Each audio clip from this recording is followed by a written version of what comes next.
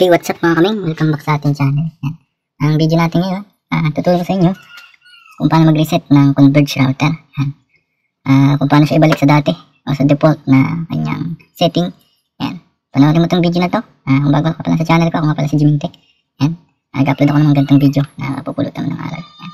Mga simpleng tips pero magagamit mo sa inyong kaalaman or sa inyong mga router na ginagamit. Yan. Bago tayo magsimula, kung hindi ka pa nakapag-subscribe, like, share, and subscribe sa ating channel. Yan. Okay, simulan na natin. At ito yung router ko. Yan, ilipat ko na siya. Kung papansin nyo, nandun siya sa sala namin ng parang video natin. Nagpalit tayo ng password naman. Yan, i-reset ko siya. Kasi nakalimutan ko yung admin password. Yan, hindi ko ma-access.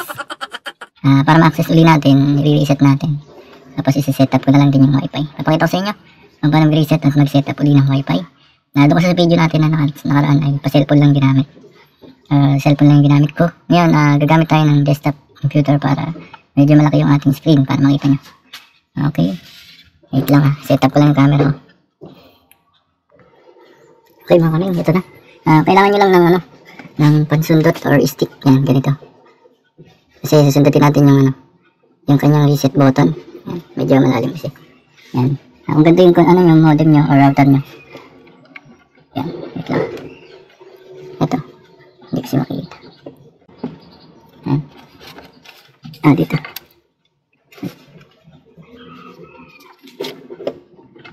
Ibaliktad ko lang. Pasensyahan nyo na medyo mahirap. Yan. Kung papansin nyo ito, may nakalagay na RST. Yan. Sa gilid ng modem. Pag nakaharap kayo sa modem, nasa left side yung button na to. Yan. Kita niyo yung modem, ito yung modem. Yan. Okay. Nalagay ko na lang dyan sa screen ko yung model ng router na to. Yan. Makikita nyo yung RTS, ipipress lang natin yan. Yan. Tapos pasok nyo yung stick or panundot nyo. Diin nyo lang. Hold nyo.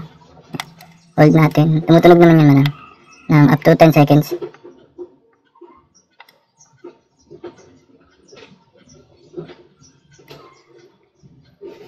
Yan, tsaka yung bibitawan.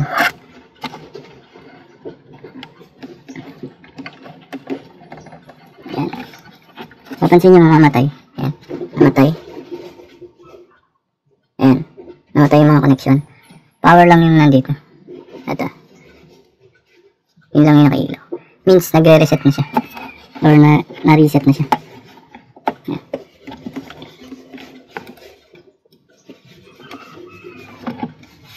Okay, bago kayo gumalaw ng gantong modem or router. Yan. Ito nyo, nagre-red siya. Sabihin na, naglalas. May las pa siya. Antayin lang natin hanggang magka... yun. Na. Milaw na yung... Yan. Wait lang naman malabo. Okay, yan. Milaw na. Yung PON. Ingatan nyo lang yung itong cable na to. Yung manipis. Yan. Pag nabali yan or na ganun. Basta madamage yan. Mawawalan kayo ng internet. Yan. Disclaimer lang pala. Ang video na to ay wala kong kinalahan kung maglako yung internet nyo. Yan. Warning lang doon sa mga hindi pa gaano marunong sa mga ganito. Yan. Ang tutorial na to napakita ko lang sa inyo kung paano mag-reset. Yan. Yan, okay na. Umiilaw na siya, papansin nyo. Yan. Ngayon, punta tayo sa ating desktop. Para makapunta tayo sa login portal, make sure na nakakonect yung gamit nyong laptop or desktop or computer. Yan. Ito, nakakonect na yan. Basta isaksak nyo lang sa kanya sa LAN or mag-connect kayo sa kanya. So, sa default nya. Yan, naka-default na uli yan.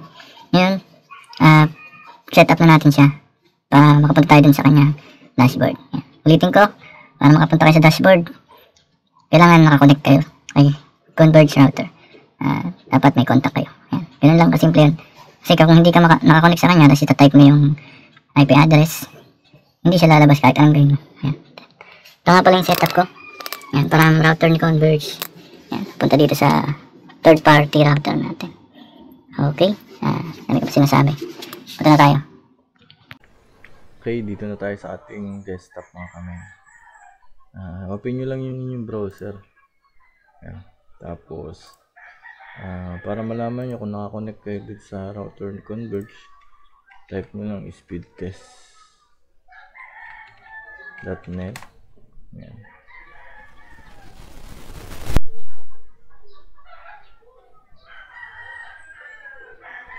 Ay, kulang pala.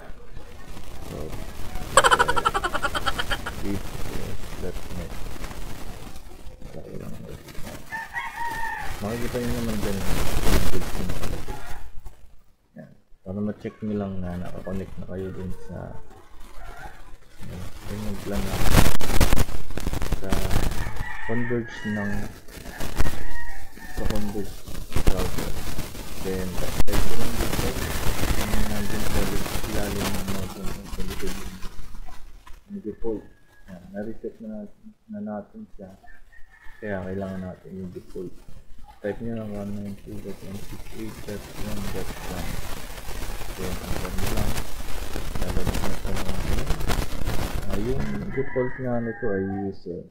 Nakalagay naman yung default password user, username user, tapos user. Yan mali, user tapos user. Enter mo lang, ayan, lalabas na to. Ito yung model ng aking ayan, makikita nyo naman yung info, device model, GN256B. Yan. Ngayon, para mapalitan mo yung password ng wifi, yan, ma-reset kasi lahat yan.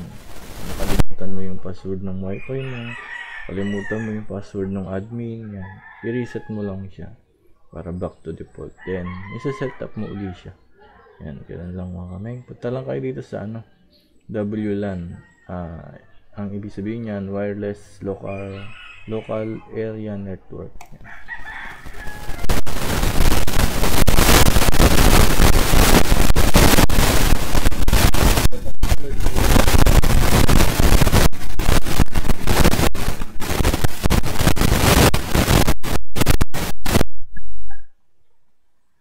Yung purpose ng mga kameng, yung channel kasi ito, example channel ng wifi, pag naka-auto siya, kadalasan kasi sa mga bahay naka-auto lang yan. Pag naka-auto kasi yung isang channel ay usually ang ginagamit niya ito 2 channel 2 hanggang 6 5. Ayan, 2 to 5. Tapos 7 to 10. Ang usually dyan, ang purpose nun para hindi kayo magsama-sama sa isang channel. Baga hindi kayo maging crowded. Hindi ma-full. Kasi pag crowded, medyo na-interrupt yung connection. Kasi mas maraming frequency yung nagaan. Yung explanation ko. Kaya nilalagay ko yun sa 1 or 6 or 11. Yan kasi yung mga channel na hindi gaanong gamit kapag naka-auto. Yan, kaya kung naka-auto sila, diyan sila mapupunta sa mga channel nila. Ganun lang. Huwag nyo na intindihan yung ganun lang yun. Wala nang ibang palitan nyo na lang yung SSID. Yung nangyari ito.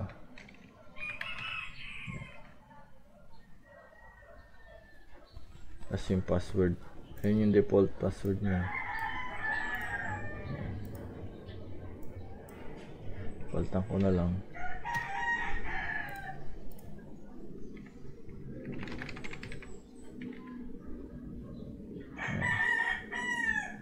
Then confirm mo lang.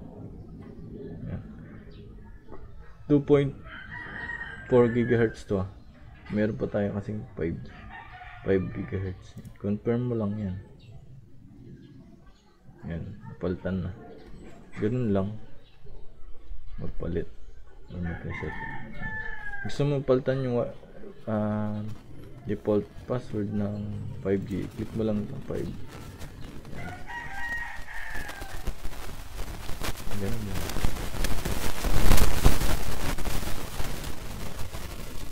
Tapos yan. Lagay mo lang yung gusto mong password, then confirm. Okay na.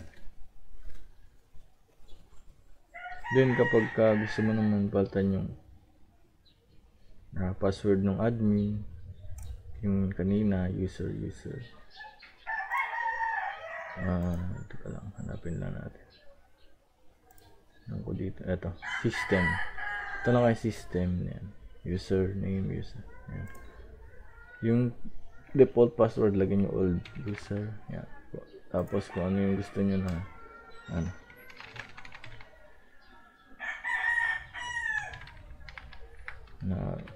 admin password. Usually dapat palitan nyo yan kasi para hindi nakaka-access yung mga kapitbahay o ibang tao sa inyong bahay. Okay, confirm mo lang, magre-report yan.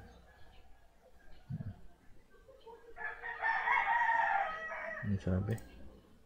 New password length is between. Sobra ata. Palitan nyo lang natin.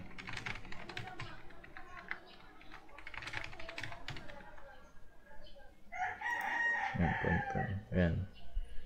Sobra pala yung nilagay ko. Successful na. And back to login. Try natin. User. Tapos user. Ayan, failed. Hindi na siya naka-default. Lalagay nyo lang yung user. Tapos yung nilagay yung password ng admin. Ayan. Then, makalagin na kayo. Ganun lang kadali. Ayan. Bahala na kayo dyan kung anong gusto nyo. Ayan. Yan yung mga setting. Ganun lang pag mag-reset kayo. Napakadali lang. Doon sa mga magko-comment na madali lang daw. Madali lang naman talaga to kasi kung alam mo na.